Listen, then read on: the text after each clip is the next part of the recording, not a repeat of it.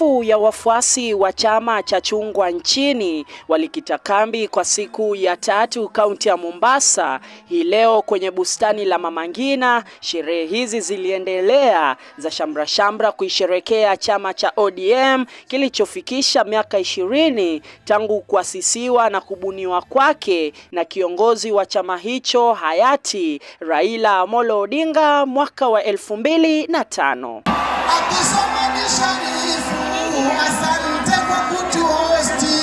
Wanachungwa hoye!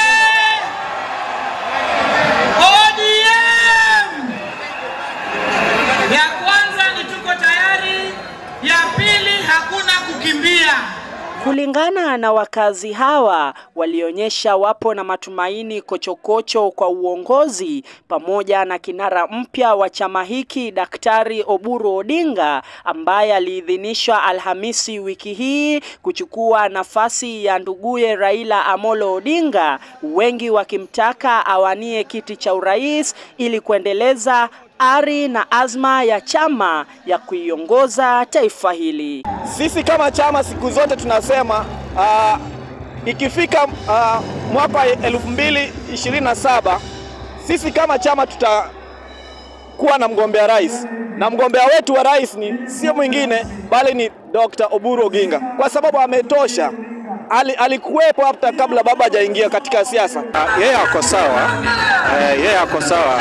Unajua maradi kitu yenye labda tunapenda ni uongozi ulio bora. Hata hivyo, msimamo mkali ungali upo miongoni mwa wafuasi wa chungwa licha ya msukosuko wa maadui wa ODM. Wafuasi hawa wakisema hawabanduki kamwe. Uongozi bado uko thabiti, lakini kuna wawili watatu ambao wanataka kutupoteza kama chama cha ODM.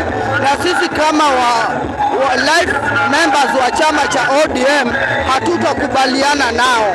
Ni lazima tutakaa pamoja, tutoe hata mgombeaji wa president, kwa sababu sisi ni nyumba kubwa, ni nyumba ya national yenye hatutamezwa na nyumba dogo. Aidha, vijana kaunti ya Mombasa wameitaka uongozi wa ODM kuwaweka kipaumbele ili kuondoa tatizo la uhaba wa ajira miongoni mwa vijana hapa nchini. Kuhusiana na vijana, wengi wao hutumika kama hapa, wengi wanakuja kwa ajili wameahidiwa kwa watalipwa, lakini kama angekuwa sio pesa wengi wasingekuwa hapa.